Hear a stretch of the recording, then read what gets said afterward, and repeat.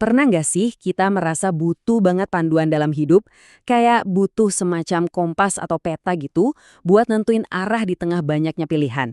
Nah, kali ini kita akan bahas sebuah konsep yang menawarkan petunjuk ilahi yang super jelas buat kita semua.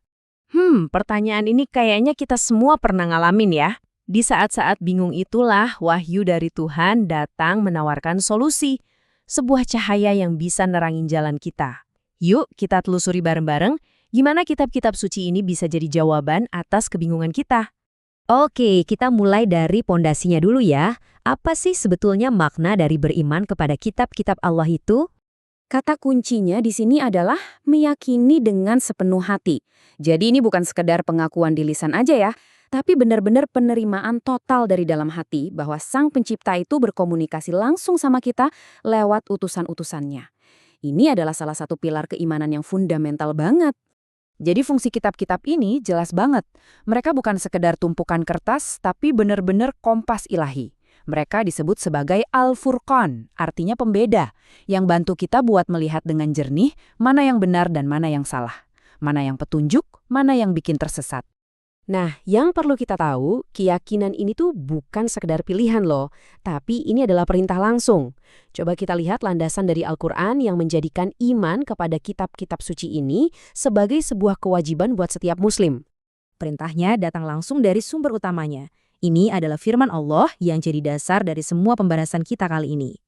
Coba deh, kita perhatiin baik-baik. Perintahnya tuh eksplisit banget. Kita diminta beriman bukan cuma kepada Al-Quran yang diturunkan ke Nabi Muhammad, tapi juga kepada kitab-kitab yang turun sebelumnya. Ini nunjukin kalau ada satu benang merah, sebuah kesinambungan wahyu dari Tuhan yang gak terputus.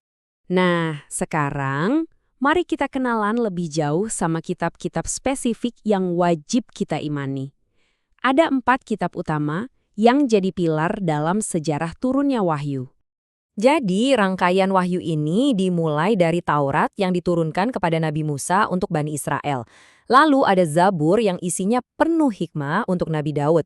Dan Injil dengan ajaran tauhidnya untuk Nabi Isa. Puncaknya adalah Al-Quran yang diturunkan untuk seluruh umat manusia tanpa terkecuali. Meskipun zaman dan kaumnya beda-beda, inti pesannya tuh sama, menyembah Tuhan yang Maha Esa. Nah, ini poin yang krusial banget. Posisi Al-Quran itu sebagai penyempurna. Jadi, Al-Quran itu bukan menghapus ajaran-ajaran pokok sebelumnya ya. Justru sebaliknya, ia mengkonfirmasi, melengkapi, dan menyajikannya dalam bentuk final yang berlaku untuk semua orang sampai akhir zaman nanti. Tentu aja, iman itu nggak cukup berhenti di dalam hati. Pertanyaan selanjutnya, terus gimana caranya kita bawa keyakinan ini ke dalam kehidupan kita sehari-hari? Nah, yuk kita lihat langkah-langkah praktisnya. Ada 3 langkah simpel yang bisa mengubah keyakinan jadi tindakan nyata. Pertama, ya dibaca dan dipelajari dulu.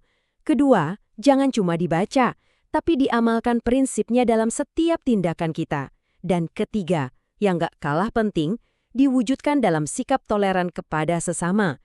Iman yang hidup itu adalah iman yang kelihatan dari perbuatan. Pada akhirnya, pilihan kita untuk beriman atau tidak, itu bakal membawa kita ke dua hasil yang kontras banget. Coba deh kita lihat perbandingan langsung antara manfaat beriman dan akibat kalau kita mengingkarinya. Perbandingannya jelas banget kan? Di satu sisi ada ketenangan hati, arah hidup yang jelas, dan yang terpenting, cinta dari Sang Pencipta. Di sisi lain, ya kebalikannya. Hidup jadi bingung, gampang terjerumus ke hal-hal buruk, dan rugi di akhirat. Ini ringkasan yang kuat banget tentang kenapa keyakinan ini begitu penting buat hidup kita.